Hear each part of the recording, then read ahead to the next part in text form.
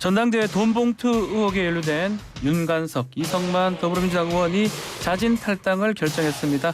여야는 이를 두고 엇갈린 반응을 보이고 있는데요. 한편 민주당이 사실상 내년 총선 공천룰을 확정한 가운데 호남 정가에서는 특별당규 개정을 두고 현역 기득권 지키기라면서 반발이 나오고 있는 상황입니다. 관련 사항과 함께 전국 현안 자세히 살펴보겠습니다. 최재성 전 청와대 정무수석 스튜디오에 직접 나오셨습니다. 안녕하십니까? 안녕하세요. 네. 자, 일단 돈봉투 의혹 사건. 그 윤관석, 이성만 의원은 자진 탈당을 결정했는데 잘한 결정이라고 보십니까? 그렇습니다. 당사자들은 소위 제기되고 있는 네. 이제 혐의에 대해서 강하게 이제 부인을 하고 있지만 통상 이런 경우에는 자신들의 주장처럼 좀 억울함이 있어도 먼저 탈당을 해서 당의 부담을 덜어주는 것이 잘한 결정이라고 봅니다. 일단 뭐 국민의힘은 내로남불 얘기를 하더라고요. 이재명 대표 얘기를 하는 것 같습니다. 꼬리 자르기란 얘기도 하고 일단 뭐 또 보도에 따르면 이재명 대표하고 뭐 식사도 했다. 윤관석 의원 같은 경우는 이재명 대표가 좀 설득을 아니면 의원총회에서 좀 얘기가 된 겁니까? 어떻게 된 겁니까? 본인들이 결정한 겁니까 그냥? 의원총회에서 다룰 수 있는 사안은 아니고요. 네. 아마 설득을 했던 뭐 했던 비공식적으로 이제 그런 얘기들이 오갔을 수는 있고요. 네.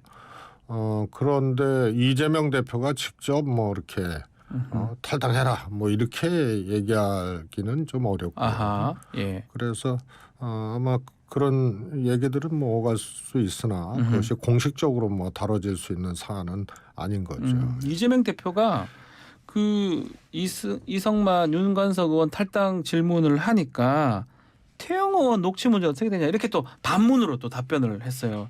몇 번 그렇게 했던 좀 기억들이 있는데 뭐 네, 김연아 의원은 뭐 이렇게 그렇고요. 이렇게 사실 또 얘기하는 게 의도가 뭐라고 보는지 또 이게 어떤 또 의미가 있는지. 우선 이제 검찰에 이제 조금 뭐라 그럴까요? 균형 잃은 양당이나 양 세력에 대한 이제 균형 잃은 그런 처사에 대한 지적일 수 있고요. 아하.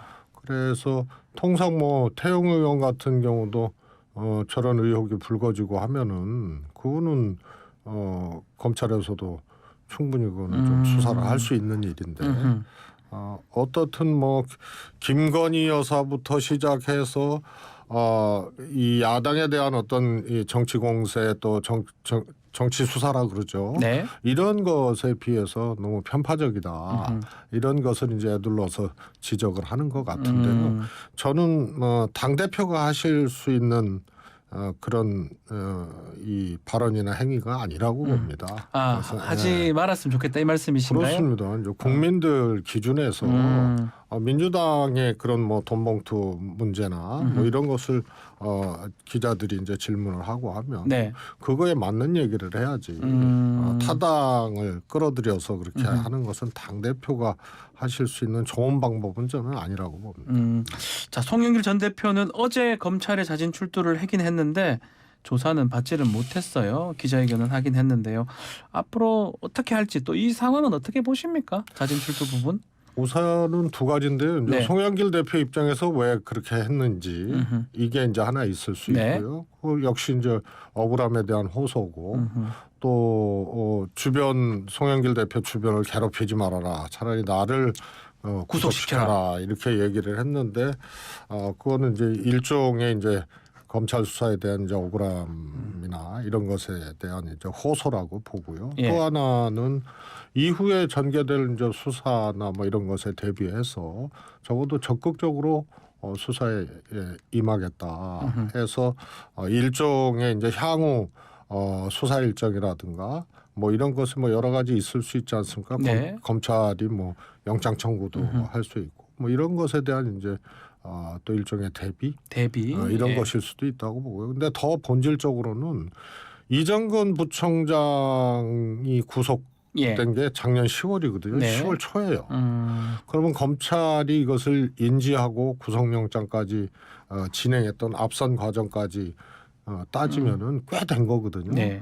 그리고 이것이 뭐 아주 고난도의 어떤 수사를 통해서 혹은 이 진행된 것이 아니고 하여튼 그 통화기록 그렇죠. 그걸 통째로 하여튼 예. 확보를 하면서 이제 확전이 된 거 아니에요? 예.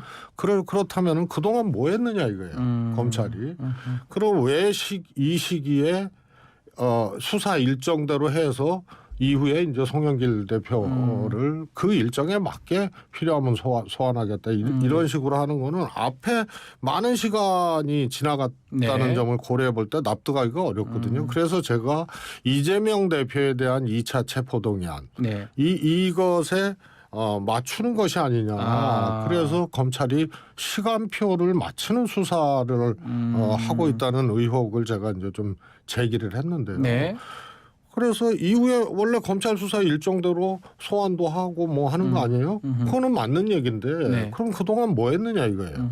그래서 역시 이것도 정치적인 수사, 정치적인 수사 일정 네. 뭐 이런 것 속에서 다뤄지고 있는 것이 아닌가 그런 점에서 매우 안 좋은 검찰의 이제 행태가 아닌가 싶습니다. 그런 점을 약간 비판 더 하기 위해서 자진 출두한 것이다. 네, 이렇게 보는 저는, 거군요. 예, 예. 알겠습니다.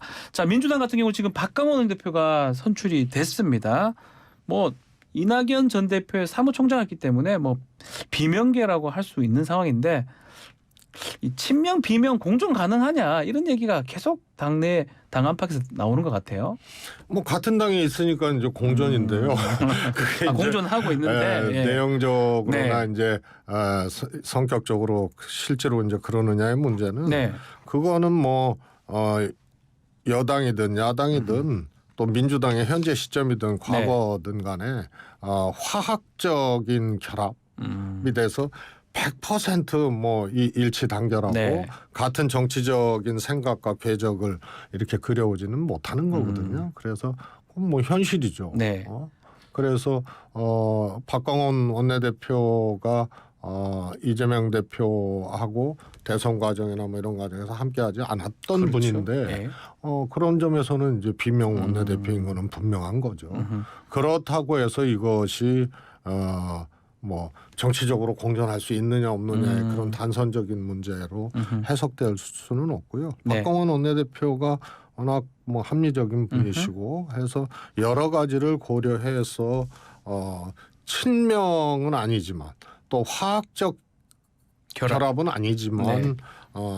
적절하게 이 대처하고 하시지 않겠나 싶습니다. 일각에서는 이재명 대표 이제 뭐 체포 동의안이라든지 아직 그런 게 남아 있지 않습니까? 가능성도 있는 거고 만약에 이재명 대표의 위기가 온다면 뭐 넘버 2가 원내대표이기 때문에 비대위원장을 지명하거나 뭐 본인이 비대위원장 되거나 이런 상황도 오지 않느냐 가능성 있는 거 아니냐 이런 지적도 있는 것 같아요. 저는 0%라고 보는 0%다. 것이요. 뭐 그래서도 안 되지만 당 대표가 예를 네. 들어서 물러나는 상황이나 혹은 자리를 비우게 되는 상황이면 네. 원내대표가 비대위를 구성하는 역할을 하게 되는 거거든요. 비대위 구성 권한을 갖고 있는 거라는 거죠. 뭐 그런 걸 주도를 예, 하게 되는 예. 건데요. 근데 당 대표가 없는데 원내대표가 그냥 바로 비대위원장을 해서 총선까지 치른다. 이런 것은 말씀드렸지만 어느 정당이든 당이 완결적인 일치단결된 그런 조직은 없기 때문에 그러면은 그 후폭풍이나 역풍이 더 크죠. 네. 그다음에 만약에 전당대회 전이다. 전당대회를 치를 수 있는 시간이다. 대표가 유고된 것이. 예. 그러면은 전당대회를 또 준비하기 위한 그런 과정에서 원내대표의 역할이 이제 크게 되는 거죠. 그러면 대통령실에서 박광원 원내대표 만나자고 제안했던 부분 뭐 거절하긴 했지만 대표부터 만나라고 거절하긴 했지만 이 제안은 어떤 의미라고 보십니까? 그 아주 짓궂은 거죠. 짓궂은 것이다. 네. 예. 당 대표가 있잖아요. 예. 그다음에 뭐 이재명 대표가 이런저런 뭐 검찰의 공격을 받고 있고 하고 있지만 재판이 이제 기소가 돼서 네. 진행 중이거나 혹은 또 구속돼 있는 피의자라 하더라도 네. 무죄 추정 원칙 아니에요. 그리고 당원들과 국민들이 뽑은 대표란 말이에요. 네. 그러면 여기하고 대통령이 만나고 해야 되고 대통령도 만난다 그랬다가 예. 처음에 음흠. 그 다음에 후문이 음흠.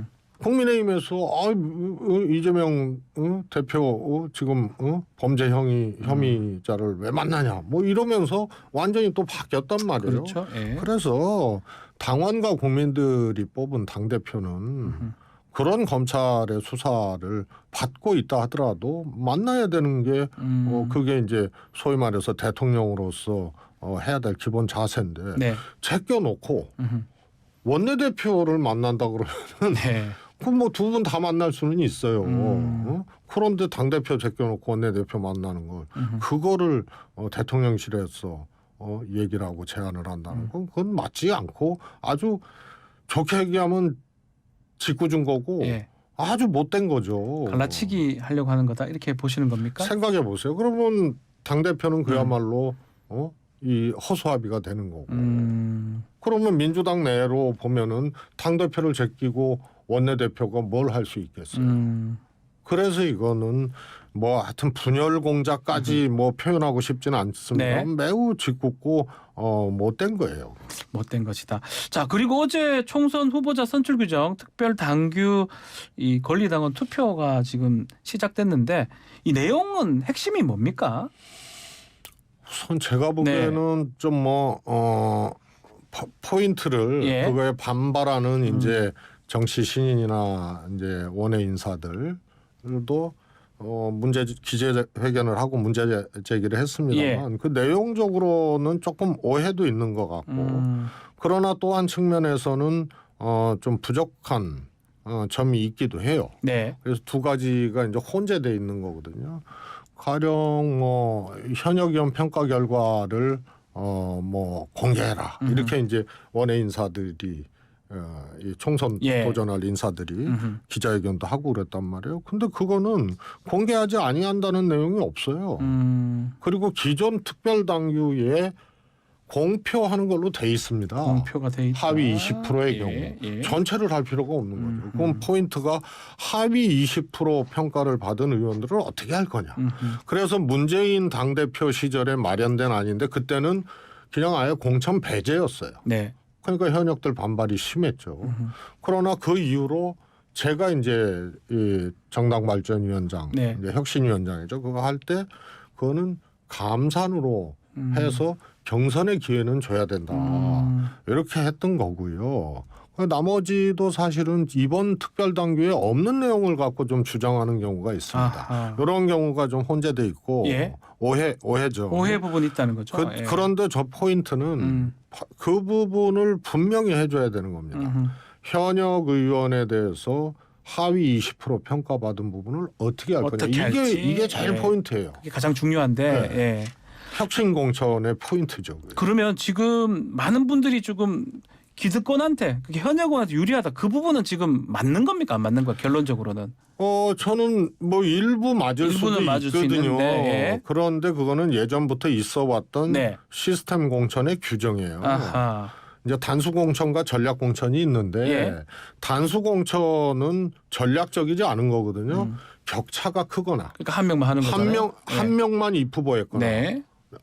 뭐 이런 경우가 이제 단수 공천이 되는 거고 현역 의원이 예를 들어서 뭐 구속됐거나 네. 분구 지역이거나 또 뭐 이런저런 사정으로 지역위원장이 없거나 이런 데는 이제 전략 지역으로 먼저 선정을 하는 거예요. 그렇죠. 그리고 여기에 누구를 할 거냐 이런 두 가지가 있고 그것도 전략 공천도 20% 내로 제한을 하고 있기 때문에 네. 이것 자체를 그냥 없애면 총선 전략 자체를 가져갈 수가 없어요. 예를 들어서 뭐 저는 안 나올 가능성이 크다고 보는데 한동훈 법무부 장관이 네. 예를 들어서 뭐 남양주에 어디 나왔다. 출마를 예. 한다 그러면은 저기는 전략적으로 지정해서 최재성 보내야 된다.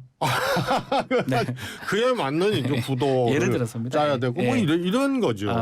그런 그래서 의미에서 그거는 전략 좀 오해가 지역구는 있어야 된다. 당연히 있어야 있어야 되고요. 된다. 하지만 그 규정이 네. 지금 다 있습니다. 어떤 경우에 전략 지역으로 선정할 수 있느냐. 네. 그 다음에 누구를 보낼 거냐의 문제거든요. 알겠습니다. 단수 공천도 다 규정이 있습니다. 일단 이것도 뭐 지금 투표했으니까 통과될지는 좀 봐야 될 것 같고요. 현안 좀 질문을 드려보면 태웅 녹취록 파장이 좀 커진 것 같아요. 더 궁금한 거는 이진복 정무수석이 그런 얘기를 했다라는 뭐 취지잖아요. 또 정무수석 또 오래 하셨으니까 정무수석이 의원들한테 그런 말을 많이 했다면 그게 말이 좀 맞는 겁니까? 어떻게 보십니까? 뭐 저는 뭐 했을 수 있다고 보는데요. 했을 수도 있다. 상상하기 어려운 얘기죠. 네. 그런 얘기까지 실제로 했다 그러면은 그거는 정말 정상이 아닌 겁니다. 정무수석이라도 그런 얘기는 할 수 없다는 겁니까? 할 수 없죠. 어떻게 개별 의원을 아하. 만나서 예. 공천 얘기를 하고 아하. 그리고 공천 자체에 개입하면은 그거는 안 예. 되는 거예요. 예. 불법이에요. 불법이죠. 뭐 박근혜 전 대통령 2년 받았잖아요. 네네. 예. 그런데 그때도 문제가 돼서 결국 2년 받았지만 네. 지금은 만약에 그게 사실이면은 사실이면 이와 유사한 소위 말해서 범법적 그런 행위들이 이번만이 아니에요. 예를 들어서 전당대회에 만약 실제로 개입을 했다. 예컨대 안철수 후보 당시 경선 당시에도 이진복 수석 얘기들이 좀 있었지 않습니까? 네. 말 안 하면 된다 뭐 이런 얘기들. 네, 네. 그런 것도 비슷한 내용으로 볼 수 있을까요? 그거는 뭐 하여튼 네. 그거는 제가 보기에는 해서는 안 되지만, 되지만, 직접 네. 브리핑을 했지만 이제 네. 그것을 이제 법을 위반했다 뭐 이런 정도까지 가져갈 수는 없지만 네. 공천이나 공천. 선거 개입이나 아하. 이런 거는 명백한 그거는 이 법을 위반한 행위이기 때문에 그런데 하여튼 지금 대통령이나 대통령실이 분명히 지나치다 싶을 정도로 당을 개입을 하고 네. 교통 정리하고 아하. 막 이런 흔적들이 이제 많기 때문에 예. 굉장히 우려스러운 거고요. 태영호 최고위원이 소위 말해서 정신병자가 아니면 네. 정무수석 끌어들여서 예. 그런 얘기까지 지어낼 정도다. 그러면은 그건 진짜 정신적으로 그건 문제가 있는 거죠. 근데 그게 아니라면 저는 사실일 가능성이 매우 크다고. 매우 크고 정무수석 한 입장에서 봤을 때는 절대로 있을 수 없는 있을 일이- 수 없는 일이죠. 정무수석이 그렇게 힘이 센 겁니까? 그건 뭐 알겠습니다. 대통령이 네. 어떻게 하느냐에 따라서 네. 다른 건데요. 저걸 힘센 정무수석의 행위로 보기는 어렵죠. 어렵다. 저거는 예. 일탈을 한 거죠. 일탈한 것이다. 알겠습니다. 아직까지 뭐 진위 여부가 밝혀진 게 아니니까요. 일단 그 정도로 얘기를 좀 해야 될 것 같습니다. 그런데 이제 태영호 최고 때문에 네. 그런 이제 공천 발언뿐만이 아니고 최근 이제 김기현 대표와의 네. 갈등, 그 다음에 소위 이제 징계 뭐 등등등 하는데 태영호 최고는 그냥 물러설 사람이 아니기 때문에 아 그렇습니까? 아마 태영호 최고 공천에서 국회의원 만들고 최고위원까지 된 것이 아마 국민의힘으로서는 엄청난 폭탄을 안고 알겠습니다. 된 경우 그런 셈이 될 겁니다. 알겠습니다. 그 부분도 한번 지켜보기로 하겠습니다. 자 오늘 말씀 여기까지 듣겠습니다. 감사합니다. 감사합니다. 최재성 전 정무수석과 함께했습니다.